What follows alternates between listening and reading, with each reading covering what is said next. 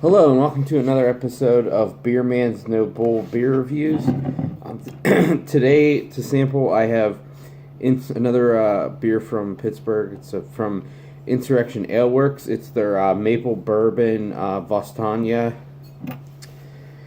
which is an Imperial Stout that was aged in Buffalo Trace barrels that held maple syrup, bourbon, and then maple syrup. Came out of two different barrels, one for 18 months, one for 20, so definitely a pretty long aging period. Not all the places do that for that long, but yeah, it's 9% alcohol. There's a label. It's their standard logo on there. Yeah, that's about it. You know, a lot of people are doing maple bourbon beers now, so let's crack this guy open and see what we got.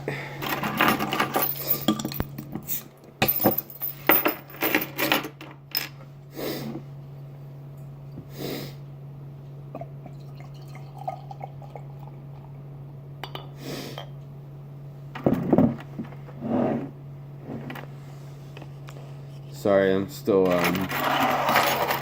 trying to get used to this camera setup. Unfortunately, it keeps sliding off the table, so I might adjust it a couple times throughout the video. I apologize for that, but I'll try to keep it pretty streamlined. There we go. That looks better. So, let's go back a little bit. Yeah. So.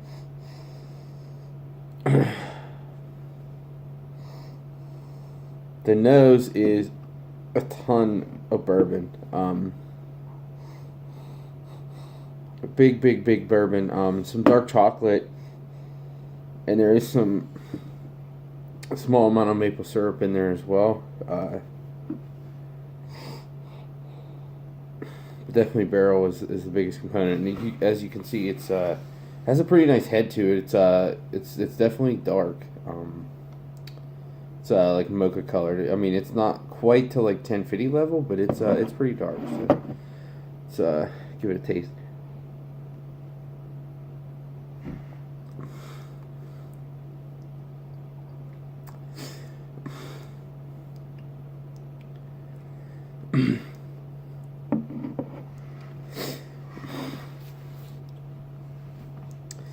So,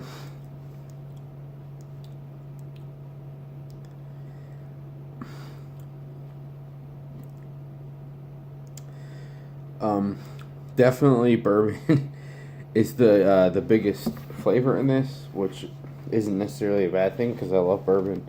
And there is some maple there as well. I think it's a little thin, but not very much. It definitely still has a pretty big body. Excuse me. And I would, if I didn't know, I probably would have ventured to guess that this was bigger than 9%. And I'm saying, based on the mouthfeel and the body, not even necessarily the alcohol. Definitely given the alcohol, because I don't think it's crazy hot, but it is fairly hot, and you know, there's a lot of bourbon flavor to it. So I would have guessed that it was probably stronger than what it is.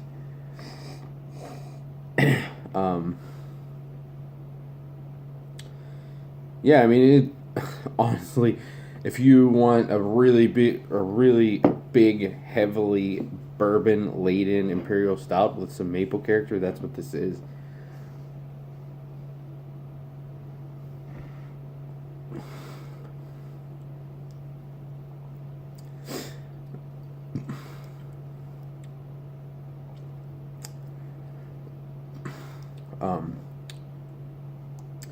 The carbonation is actually a little high. It does, I don't want to say sting on the tongue, but it's a little prickly.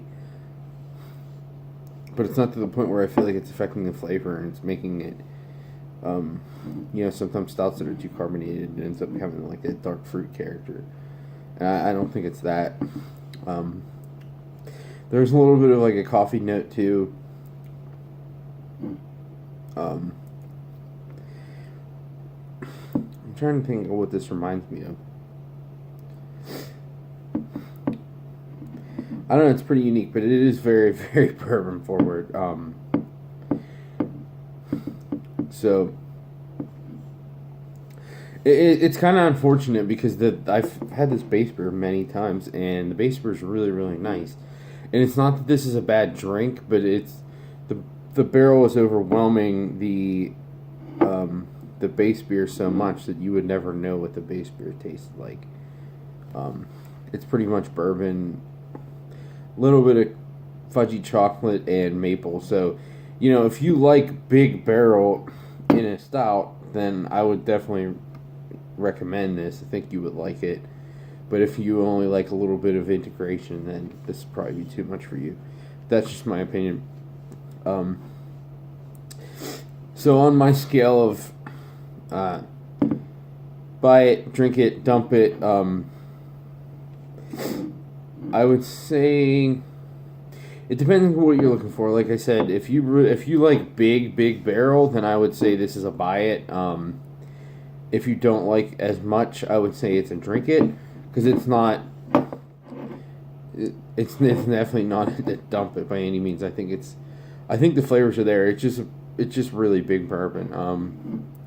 For me, considering this was only a $10 bottle, some of these things are really expensive now. I look at price just based on how much I paid for the bottle. I don't care that much what the bottle size is, because to me I look at it as it's one experience that I get out of the beer, whether it's 12 ounces or 22. A lot of times 22, I feel like I'm forcing it down at the end anyway. So yeah, I mean, for $10, I think I'm definitely going to. I mean, the maple might end up fading too, but I might end up letting one or two of these sit for a little while. I know they've been in barrels for 18 months, but they've been soaking up all the flavor then. So now that they're out of the barrels, I'm trying to figure out if I think oxidation will help this or not. I think it will, because it should round it off a little bit, and it might actually turn into more of like a barley wine-ish type thing. So yeah, that's what I would say.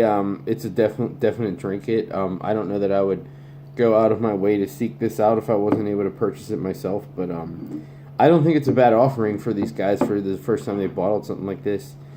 But it's definitely not to the level of their hoppy stuff, and all the barreled wild stuff that they've done has been really good. So if you see any of that, absolutely get those. But I'm looking forward to seeing what he does in the future. They just expanded a lot, so I think they're going to be putting out some really nice stuff pretty soon, especially in the wild beer category. So I look forward to that. So I don't think there's that much more I have to say about this guy. It might take me a little while to drink it because it is pretty hot, but it's the flavors are there. It's tasty. So anyways, like, comment, subscribe. I have fun doing this one. I look forward to the next one. Thanks.